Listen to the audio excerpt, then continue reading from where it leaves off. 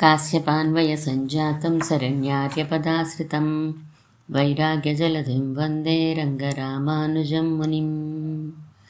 అందరికీ దాసోహం.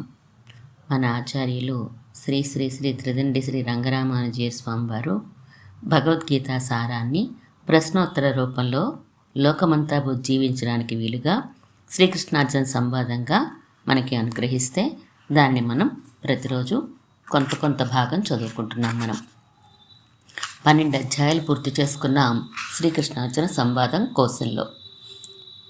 ఈరోజు 13వ అధ్యాయాన్ని మనం ప్రారంభించుకోవాలి. 4416 ప్రశ్నలు పూర్తయినాయి. ఇప్పుడు 4417వ ప్రశ్న నుండి మనం చదువుకుందాం. శిష్యుడు గురువుగారిని అడగడంతో ప్రారంభమవుతోంది ఈరోజు. భగవంతుడి అనుగ్రహం వలన 18 అధ్యాయాల భగవద్గీతలో 12 అధ్యాయాలను వివరంగా తెలుసుకోగలిగాను. మిగిలిన 6 అధ్యాయాలను కూడా ఇలాగే గ్రహించగలగాలని నన్ను ఆశీర్వదించండి. శుభమస్తు. షట్కం అంటే 6. ప్రథమ షట్కము, ద్వితీయ షట్కము, తృతీయ షట్కము అని విభజిస్తారు గీతని. అందులో 2 షట్కాలు అయినాయి. 3వ దాన్ని ప్రారంభిద్దాం. ఇలా 6 అధ్యాయాల కింద ఎందుకు విభజించాలి? ఇంకొకలా విభజించకూడదా? విషయ విభాగం అలా ఉన్నది. మరి మొదటి షట్కంలో ఆత్మస్వరూపం చెప్పబడింది. 2వ షట్కంలో పరమాత్మని పొందే భక్తి యోగ నిష్ట చెప్పబడింది. ఇక 3వ షట్కంలో ఇదివరకు చెప్పబడిన విషయాలు విశోధించబడతాయి. విశోధించబడడం అంటే ఇంతకుముందు చెప్పబడిన విషయాల్ని మరలా తీసుకుని వాటి గురించి ఇంతకుముందు చెప్పని వివరాలని, ఇంకా చెప్పవలసిన ఇతర వివరాలని, సందేహాలు తొలగిస్తూ చెప్పడాన్ని విశోధనము అని అంటారు. అయితే గీతాశాస్త్రం 12వ అధ్యాయంతో పూర్తి అయిపోయిందనుకోవచ్చా? చాలా వరకు కొద్దిగా మిగిలి ఉన్నదానిని పూర్తి చేయబోతున్నారు ఈ 3వ షట్కంలో. మొదటి షట్కంలో ఆత్మస్వరూపం చెప్పబడిందన్నారు కదా, మరి కర్మయోగ జ్ఞానయోగాలు కూడా చెప్పబడ్డాయే. నేను ప్రశ్న అడుగుతాను, చెప్పు. అసలు ఆత్మస్వరూపం ఎందుకు తెలుసుకోవాలి? బాగుంది. తెలియని విషయాలు తెలుసుకోవడం ఎందుకంటే ఏం చెప్తాను? నీ సమాధానం సరిపోలేదు. అయితే మరేంటి గురువుగారు? అర్జునుడి ప్రశ్న గుర్తు తెచ్చుకో. 2వ అధ్యాయం మొదట్లోది. ఇంద్రియములను కలత చెందించే శోకం ఎలా పోతుంది అని అడిగాడు. తనకు శ్రేయస్సు కలిగేదేంటో చెప్పమన్నాడు. ఇంకొకటి కూడా అడిగాడు. స్వర్గాది లోకాలను పొందినప్పటికీ శోకం అనేది ఉండనే ఉంటుందేమో, నిశ్శేషంగా ఆ శోకం ఎలా పోతుంది అని అడిగాడు. అవును, అప్పుడు చెప్పుకున్నాం. నిరవధికము నిరతిశయము అయిన ఆనందం పొందే మార్గం ఏమిటి అని ఆయన ప్రశ్న సారంగా అనుకున్నాం. దానికి జవాబుని ద్వితీయ షట్కంలో భక్తి యోగం ద్వారా అని చెప్పాడు పరమాత్మ.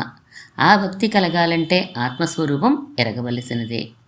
ఆ ఆత్మ యాథాత్మ్యము కోసము జ్ఞానయోగ కర్మయోగములనడి నిష్టలు ఉండాల్సిందే. నిష్ట అంటే తాను దేన్ని పొందాలనుకుంటున్నాడో దానిని పొందే వరకు ఎడదెగకుండా అభ్యసించడమే నిష్ట అంటారు. ఓహో, అయితే ఆత్మదర్శన సాధనములైన కర్మయోగ జ్ఞానయోగాలు మొదటి షట్కంలో చెప్పబడ్డాయని అనుకోవచ్చా?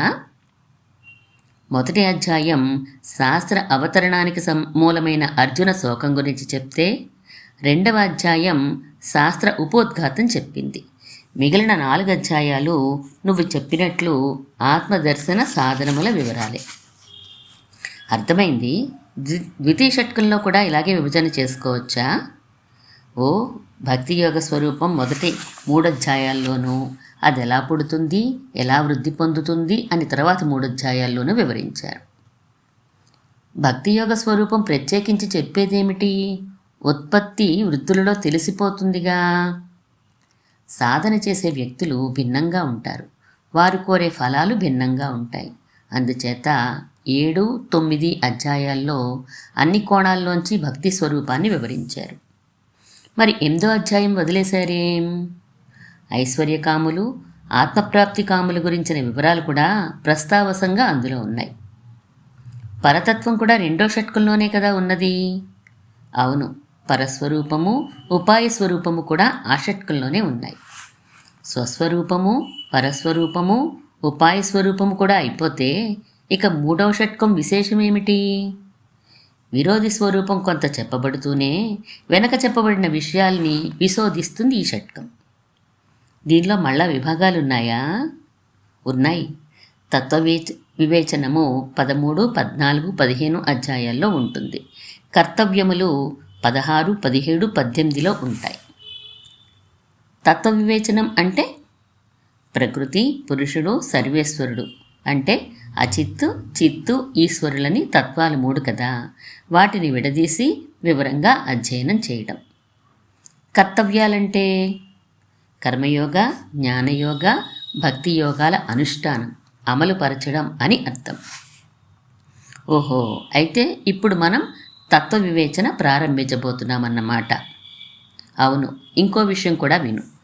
13, 14, 15లలో ప్రధానంగా తత్వ వివేచన ఉన్నా ప్రసంగవశాత్తు కొంచెం కర్తవ్యాలు కూడా చెప్తారు.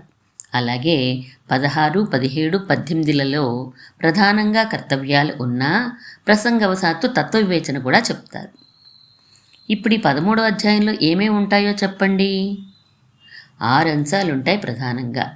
దేహము, ఆత్మల స్వరూపం గురించి. 2, దేహమును గురించిన వివరము. 3, దేహాన్ని విడిచిన శుద్ధాత్మ స్వరూపమును ఎరుగు ఉపాయము. 4, ఆ శుద్ధాత్మ స్వరూప వివరములు. 5, అంత గొప్ప శుద్ధాత్మకు దేహ సంబంధం కలిగే కారణము. 6, దేహము ఆత్మ వేరు వేరు అని ఎలా అనుసంధించాలో ఆ వివరము. అందుచేత శ్రద్ధగానే వినాలన్నమాట. అందులో సందేహం ఏమున్నది? ప్రారంభిద్దామా? అలాగే మొదటి శ్లోకం చదవనా? ఏది మొదటి శ్లోకం అనే విషయంలో అభిప్రాయ భేదాలు ఉన్నాయి. శంకరుల వారు, రామానుజుల వారు ఇదం శరీరం కౌంతేయ అనే శ్లోకాన్నే మొదటి శ్లోకంగా స్వీకరించారు. మధ్వాచార్యులు మాత్రం ప్రకృతిం పురుషం చైవ అనే శ్లోకాన్ని మొదటి శ్లోకంగా స్వీకరించారు. దానివల్ల అర్థాలు ఏమైనా మారిపోతాయా అండి? ఏమీ మారవు.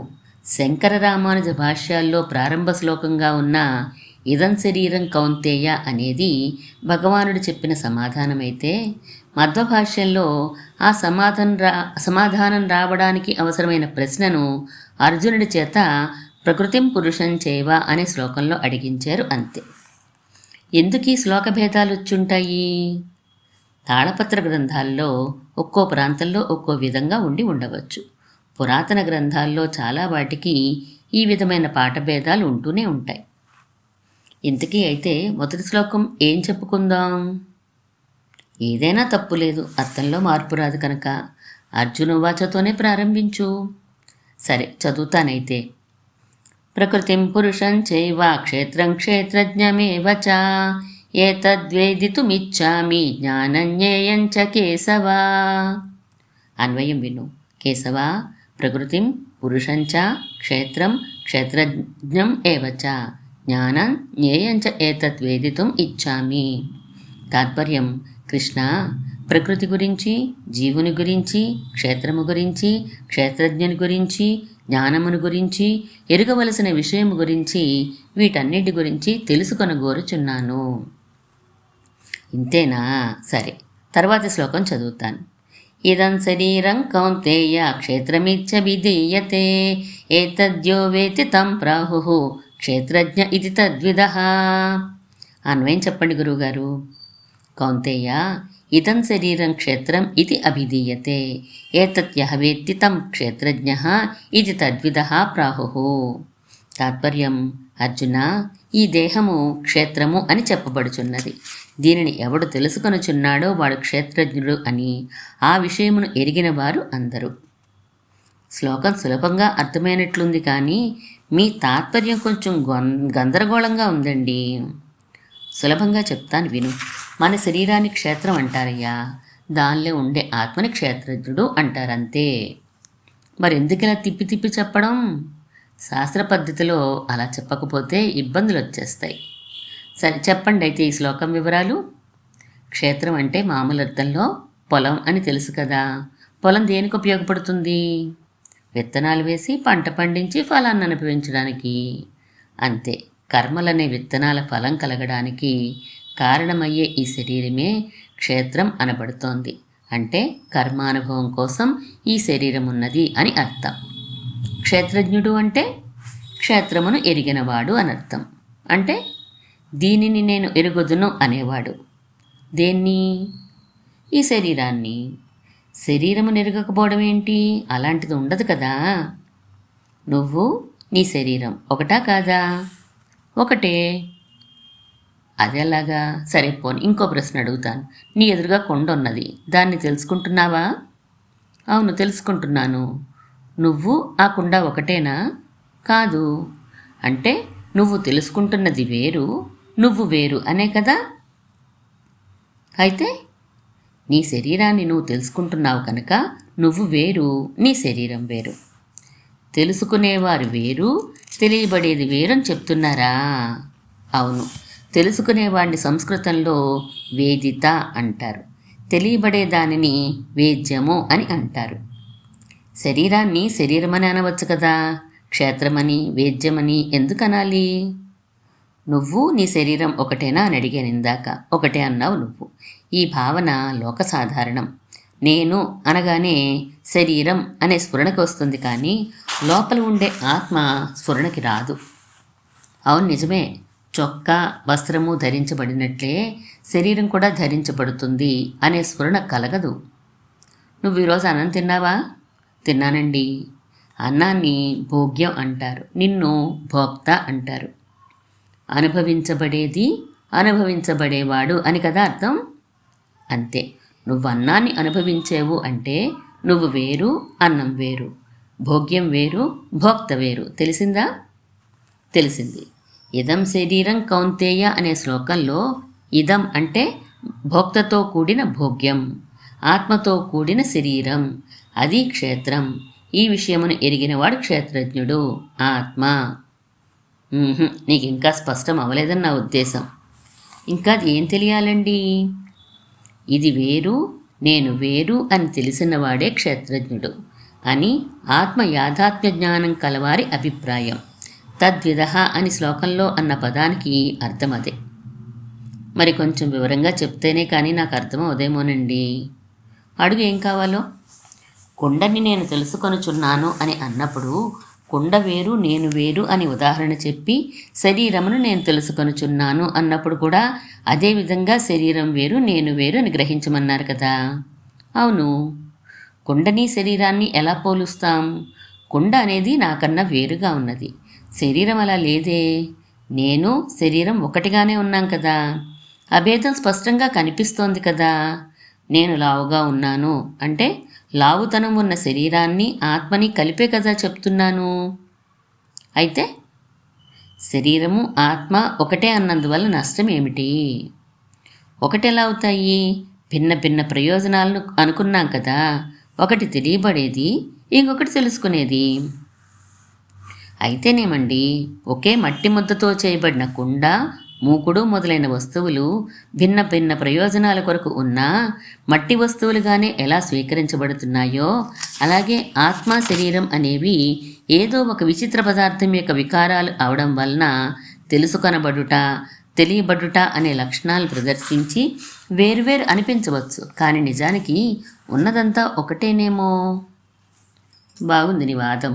ఇప్పుడు నీ ఉద్దేశంలో దేహం ఆత్మ ఒకటే అంటావా? అంత సాహసం కలగడం లేదు, కానీ కలిసిపోయి ఉన్న ఈ రెండింటినీ వేరువేరని ఎలా గ్రహించాలో తెలియడం లేదు. ఎందుకని? చెప్పానుగా, కుండ నాకన్నా వేరు అని గ్రహించినట్లుగా శరీరం నాకన్నా వేరు అని తెలియరావడం లేదని. ఎర్రటి గుర్రాన్ని ఎప్పుడైనా చూసావా? చూశానండి. ఎర్రటి పుష్పాన్ని చూసావా? చూశాను. నల్ల గుర్రాన్ని చూసావా? చూశాను. ఎరుపుతనం, నల్లతనం, గుర్రం, పుష్పం అని 4 వస్తువులు ఉన్నట్లు అంగీకరిస్తావా? అభ్యంతరం ఏమున్నది? ఎర్రటి గుర్రం అంటే ఒక వస్తువా, 2 వస్తువులా? నన్ను ఎట్లా లాక్కెళ్తున్నారండి? వెర్రివాడా, విను. శబ్దాలన్నీ ఒక్కలా ఉండవు, 3 రకాలుగా చెప్పవచ్చు. మొదటి రకం ఒకే అర్థాన్నిచ్చే వేరువేరు శబ్దాలు. ఉదాహరణకి గుర్రం, అశ్వం, కుంభం, కొండ, నలుపు, శ్యామం, పసుపచ్చ, పీతం, స్వర్ణం, బంగారం వంటివి. అర్థమైంది. రెండో రకం శబ్దాలు చెప్పండి. వేరువేరు అర్థాలిచ్చే వేరువేరు పదాలు. ఉదాహరణకి గోవు, గుర్రం, కుండ వస్త్రం, ఎరుపు నలుపు, బంగారం వెండి. ఇవన్నీ విడివిడి వస్తువులే, ఒకదానికి ఇంకోదానికి సంబంధం లేదు. ఇక మూడో రకం శబ్దాలు ఎర్రటి గుర్రం, నల్లటి కుండ, పచ్చటి వస్త్రం మొదలైనవి. ఓహో, ఇవి విడివిడి శబ్దాలైనా ఒక వస్తువునే సూచిస్తున్నాయి. నిజమే సుమండి, ఏదో తేడా ఉంది. ఎర్రతనం వేరు, గుర్రపుతనం వేరు అయినా ఎర్రటి గుర్రం అనేది ఒకే వస్తువు. దాని ఆధారంగానే ఎరుపుతనం, గుర్రపుతనం కూడా ఉన్నాయి. సమానమైన ఆధారాన్ని కలిగి ఉన్నాయి ఆ రెండు శబ్దాలు కూడా. అర్థమైంది. ఆధారాన్ని అధికరణం అంటారు. సమానమైన అధికరణం కలిగి ఉండడాన్ని సమానాధికరణ్యం అని అంటారు. తెలిసిందా? తెలిసింది. ఏం తెలిసిందో ఏమో. ఓ ప్రశ్న అడుగుతాను, చెప్పు. అడగండి. పుట్టి మనిషి, నల్లటి పొడవైన పాము, వీటికి సమానాధికరణ్యం కుదురుతుందా? కుదురుతుంది, ఒక వస్తువునే చెప్తున్నాం కనుక. కొమ్ములున్న బోడి ఆవు, చిన్న పెద్ద వీధి, వీటికి కుదురుతుందా? కుదరదు. విరుద్ధములైన విశేషణములు కనుక ఒకే వస్తువుని సాధ్యం కాదు. సరే, బాగుంది. ఇంకొకటి అడుగుతాను, చెప్పు. ఎర్రటి దేవదత్తుడు, కుండలములున్న సోమదత్తుడు, దండమున్న వీరదత్తుడు, ఈ పదాలకి సమానాధికరణ్యంలో భేదం ఏమిటి? సమానాధికరణ్యం కుదురుతుంది, కానీ భేదం ఏమిటో ఊహించలేకపోతున్నాను. కుండలాలు, దండం సోమదత్తుడు, వీరదత్తుల కన్నా విడిగా ఉండగలవు. ఎర్రతనం విడిగా ఉండలేదు, అవునా? అవునండోయ్, విడిగా ఉండడం, విడిగా లేకపోవడం అనే భేదం ఉన్నది. విడిగా ఉంటే పృథక్ సిద్ధం అంటారు, ఉండకపోతే అపృథక్ సిద్ధం అంటారు. అర్థమైంది. దేహం ఆత్మకి అపృథక్ సిద్ధ విశేషణం అన్నమాట. ఆత్మ లేకపోతే దేహం ఉండలేదు కదా. బాగా తెలుసుకున్నావు. నేను మనుష్యుడను, నేను లావు, నేను సన్నం, సమానాధికరణ్యం కుదురుతుందో లేదో చెప్పు. కుదురుతుంది కదా. మానవజాతికి చెందిన శరీరంతో కూడుకొని ఉన్న నేను, లావుగా ఉన్న శరీరంతో కూడుకొని ఉన్న నేను, సన్నంగా ఉన్న శరీరంతో కూడుకొని ఉన్న నేను అని చక్కగా సమాన అధికరణం సాధ్యమవుతుంది. మరి ఆత్మ వేరు, దేహం వేరు అంటున్నాం కదా. దాందేముంది? ఎర్రతనం వేరు, గుర్రపుతనం వేరైనా ఎర్రటి గుర్రం అనేది ఒక వస్తువే ఎలా అవుతుందో, అలాగే శరీరంతో కూడిన ఆత్మ ఒక వస్తువుగానే పరిగణించబడవచ్చునని ఇప్పటికి అర్థమైంది నాకు. అయినా ఒక వస్తువుగానే దేహం, ఆత్మ పరిగణించబడుతూ ఉన్నా దేహం వేరు, ఆత్మ వేరు అని గ్రహించగలిగిన నాడే క్షేత్రజ్ఞుడిగా పిలువబడతాడు అని ఈ శ్లోకానికి అర్థం. నా ప్రశ్నకి పూర్తిగా సమాధానం వచ్చిందా అండి? ఇంకేం సందేహం నీకు? మట్టి వికారములు కనుక కుండ, మూకుడు కూడా మట్టే అని చెప్పబడుతున్నట్లుగానే దేహము, ఆత్మ కూడా ఏదైనా ఒక విచిత్ర పదార్థం యొక్క వికారములేనందున ఆ రెండు ఒకటే అని చెప్తున్నామా అని అడిగాను. కాదని చెప్పేశాం కదా. ఎర్రటి గుర్రం అన్నప్పుడు అపృథక్ సిద్ధమైన ఎర్రతనం అనే విశేషణం గల గుర్రం కనుక ఆ రెండు పదాలు భిన్న భిన్న అర్థాలని కలిగి ఉన్నప్పటికీ ఒకే వస్తువునందు పరివసిస్తాయి కనుక ఎర్రటి గుర్రం అనేది ఒకే వస్తువు అయింది. అంతే తప్ప మట్టి చేత చేయబడిన కుండ, మూకుడు వగైరాలలా ఏదో ఒక విచిత్ర పదార్థం ఎర్రతనంగాను, గుర్రపుతనంగాను మారినందువలన ఒకే వస్తువు అవలేదు. అర్థమైంది. దేహము, ఆత్మలకు కూడా అపృథక్ సిద్ధ విశేషణం విశేషాలుగా సమానాధికరణం కుదురుతూ ఉన్నందున ఒక వస్తువుగా చెప్పబడతాయి తప్ప అభేదం వల్ల కాదన్నమాట. సరే, తెలిసింది. కానీ నేను పోవుచున్నవాడను అన్నప్పుడు కూడా నేను సన్నంగా ఉన్నాను అన్నట్టే అర్థం చేసుకోవాలా?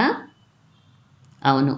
నేను మనుష్యుడను అన్నప్పుడు జాతి చేత, నేను సన్నం అన్నప్పుడు గుణము చేత, నేను పోవువాడను అన్నప్పుడు క్రియ చేత సమానాధికరణ్యం వస్తుంది. సమానాధికరణ్యం చేత దేహము, ఆత్మ కలిపి ఒకటే వస్తువు అని సాధిస్తున్నప్పుడు అవి వేరు వేరు అని మళ్ళా ఎలా అనుకోవడం? తెలుసుకునేవాడు వేరు, తెలుసుకొనబడేది వేరు కనుక. నా తల, నా చెయ్యి, నా దేహం అంటావు, కానీ నేను తల, నేను చెయ్యి, నేను దేహం అని అనవు కదా. ఎర్రటి గుర్రము అన్నప్పుడు ఎరుపుతనము, గుర్రపుతనము వేరువేరని అర్థమవుతోంది. అవి ఒకే వస్తువేనా? మరి దేహాత్మల యందు అలా వెంటనే స్ఫురించకపోవడానికి కారణం ఏంటి? ఆత్మ సూక్ష్మం కనుక తెలుసుకొనేదే కానీ తెలియబడేది కాదు కనుక, చక్షురాది ఇంద్రియములకు గోచరము కాదు కనుక మూఢులైన సామాన్య జనులకు స్ఫురించదు. ఇదే విషయాన్ని 15వ అధ్యాయం 10వ శ్లోకంలో మరలా స్పష్టం చేయబోతారు. అబ్బో, చాలా విషయాలు, చాలా వివరాలు ఒక్క శ్లోకంలో తెలిసేయండి. ఇంకొంచెం వివరంగా ఈ విషయాలనే మళ్ళీ తెలుసుకుందాం. 13వ అధ్యాయం 1వ శ్లోకం వివరాలు మరికొన్ని చెప్తానని అన్నారా? సరే చెప్పండి. ఇప్పుడైతే మరికొన్ని వివరాలు అనలేదు, ఆ విషయాలనే ఇంకొంచెం వివరంగా చెప్తాను అన్నాను. చెప్పండి. శ్లోకం అర్థాన్ని తిప్పి తిప్పి ఎందుకండి చెప్పడం అని అడిగే, గుర్తుందా? గుర్తు తెచ్చుకో. శరీరాన్ని క్షేత్రం అంటారు, ఆత్మని క్షేత్రజ్ఞుడు అంటారని 2వ శ్లోకపు తాత్పర్యాన్ని సులభంగా నీకు చెప్పినప్పుడు, అయితే దేహం క్షేత్రం అనబడుచున్నది, దీనిని ఎవడు తెలుసుకొనుచున్నాడో వాడు క్షేత్రజ్ఞుడు అని దానిని ఎరిగిన వారు అంటారు అని ఎందుకండి చెప్పడం అని అడిగావు. గుర్తొచ్చిందా? వచ్చింది. అప్పుడు మీరు శాస్త్ర పద్ధతిలో చెప్పకపోతే ఇబ్బందులు వస్తాయి అని అన్నారు. ఇప్పుడు ఆ విషయాన్ని వివరిస్తారా? సరే చెప్పండి. అయితే శరీరము, ఆత్మ అనే ఈ భావాలు లోక సాధారణంగా అందరూ ఎరిగినవే. 2వ అధ్యాయంలో వివరించారు కూడాను. మరి ఇప్పుడు ఈ 13వ అధ్యాయంలో 2వ శ్లోకంలో చెప్పే క్రొత్త విషయం ఏమిటి అని ఆలోచించేవా? లేదండి. శరీరాన్ని పొలంగా కర్మానుభవం కోసం మాత్రమే వచ్చిన దానిగా నిరూపించదలచడం ఒక ఎత్తైతే, ఆ విషయాన్ని ఎరిగినవాడే ఆత్మ అవుతాడు అని చెప్పడం రెండో ఎత్తు. ఆత్మ కాకపోతే ఇంకేమవుతాడు? అచిత్ సమానుడే అని అర్థం. అర్థమవ్వలేదండి. వడ్రంగి కర్రలతో పనిచేస్తాడు. కర్ర నిరుగని వడ్రంగిని వడ్రంగి అనగలమా? ఓ, అర్థమైంది. తాను ఏ ప్రయోజనం కోసం శరీరాన్ని స్వీకరించాడో తెలియనివాడు ఆ శరీరంతో తాదాత్మ్యం చెందిపోయి పనులు చేసేస్తూ ఉంటాడు. వాడు ఆత్మ అయినప్పటికీ అలా పిలవనక్కర్లేదన్నమాట. Very good. దానినే దేహాత్మాభిమానం అని అంటారు. అది లేనివాడిని క్షేత్రజ్ఞుడు అని అంటారు. అది ఉన్నా లేకపోయినా సామాన్యంగా ఆత్మ అని వాడేయవచ్చు, కానీ లేకపోయిన వాడిని మాత్రమే క్షేత్రజ్ఞుడు అని క్షేత్రజ్ఞులందరూ పిలుస్తారు. అంతే కదా. మరి తాము స్వయంగా వడ్రంగులైన వారే ఇంకొకరిని వడ్రంగని గుర్తించగలరు. అలాగే దేహం కర్మానుభవం కోసం మాత్రమే వచ్చింది అని ఎరిగిన వారే అలా ఎరిగిన ఇంకొక ఆత్మని గుర్తించగలరు. బాగుందండి. ఇప్పుడు 2వ శ్లోకం ఇంకా స్పష్టంగా నాకు తెలుస్తోంది. అయితే ఇంకో సందేహం అడుగు. ఓ మారు దేహమని ఇంకో మారు శరీరమని ఎందుకు వాడుతున్నారు? తేడా ఉందంటారా? మనం పర్యాయ పదాలుగా వాడేస్తున్నాం, కానీ నిజానికి అర్థంలో చిన్న భేదం ఉంది. ఏంటది? దేహ ఉపచయే అన్న ధాతువును అనుసరించి మార్పు చెందేది దేహము అని అర్థం. శీర్యతే ఇది శరీరం అనే నిర్వచనాన్ని అనుసరించి శిథిలమయ్యేది శరీరం అని అర్థం. ఓహో, అంటే ఇంచుమించు 40 ఏళ్ల వయసు దాటిన దగ్గర నుంచి ఏదో ఒక భాగం శిథిలం అవుతూనే ఉంటుంది కనుక అది శరీరమే అవుతుందన్నమాట. అవును, శిథిలమవడం కూడా మార్పు చెందడమే కనుక దేహమని వాడవచ్చు. తెలిసింది. ఇంకోటి ఏమిటి నేను మరింతగా వివరంగా తెలుసుకోవాల్సింది? సామానాధికరణి గురించి. ఏంటండి అది?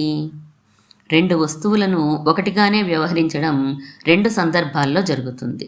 ఒకటి అభేదము చేత, 2 అపృథక్ సిద్ధి చేత. ఈ విషయం నీకు స్పష్టమైందా? అయ్యి అవనట్లుగా ఉంది, కొంచెం వివరించండి. వడ్డాణము, హారము అనే 2 బంగారం యొక్క వికృత రూపములే కనుక ఆ రెండిటి మధ్య అభేదము కనుక ఆ రెండిటిని బంగారం అనే వ్యవహరిస్తాం. సరి తెలిసింది. బంగారం పచ్చగా ఉంటుంది, అయితే పసుపుతనం వేరు, బంగారం వేరు. ఆ 2 భిన్న భిన్న ద్రవ్యములు. అయినా పసుపుతనం అనేది బంగారాన్ని విడిచి మనలేదు కనుక పచ్చటి బంగారం అంటూ 2 వస్తువులను ఒకటిగానే వ్యవహరిస్తాము. ఇది అపృథక్ సిద్ధి వల్ల జరిగింది. విషయం బాగా అర్థమైంది, కానీ మనకి దీనివల్ల ప్రయోజనం ఏంటి? లోకంలో ప్రసిద్ధమైన సిద్ధాంతాలు 2 ఉన్నాయి. ఒకటి అద్వైతం, రెండవది విశిష్టాద్వైతం. అవును, అయితే అందులో అద్వైతం వారు ఏమంటారంటే, దేహము ఆత్మ అనేవి 2 పరమాత్మ యొక్క వికారములే, వడ్డాణం, హారం, బంగారం యొక్క వికారాల. అందుచేతనే దేహాన్ని ఆత్మని కలిపి ఒకటిగానే వ్యవహరిస్తున్నాము అని అంటారు. ఓహో, మరి విశిష్టాద్వైతులు ఏమంటారు? దేహము ఆత్మని విడిచి ఉండలేదు, పసుపు పచ్చనితనము బంగారాన్ని విడిచి ఉండనట్లు. అందుచేతనే రామారావు అని పిలవగానే దేహము ఆత్మ కలిసే రావాలి అని అంటారు. ఓహోహో, అందుకే అది విశిష్ట అద్వైతము, కూడికొని ఉన్న అద్వైతము అయిందన్నమాట. అవును. అయితే ఈ రెండు పద్ధతుల్లో దేనిని గీతాచార్యులు వారు చెప్పినట్లున్నది? ఏమో మీరే చెప్పండి. రెండవ శ్లోకం చెప్పినప్పుడు వేదిత లేదా వేద్యం అనే విభాగాన్ని సూచించాడు గీతాచార్యుడు. తెలుసుకునేవాడు, తెలియబడేది అనే రెండు భిన్న ద్రవ్యములు సూచించబడ్డాయి. విశిష్టాద్వైతమే చెప్పబడ్డది. ముందు ముందు ఇంకా వివరంగా చూద్దాం. సరే, అయితే 3వ శ్లోకం చదువుతాను అని శిష్యుడు అన్నారు. 3వ శ్లోకం మనం రేపు తెలుసుకుందాం. శ్రీమన్మహాభూతపురే శ్రీమత్కేశవ యజ్వర కాంతిమత్యాం ప్రసూతాయ ఇది రాజాయ మంగళం. శ్రీకృష్ణార్జున సంవాదంలో 13వ అధ్యాయంలో మనం 2 శ్లోకాలు చదువుకున్నాం. 4515 ప్రశ్నలు పూర్తయినవి. మిగిలినవి రేపు ప్రారంభించుకుందాం.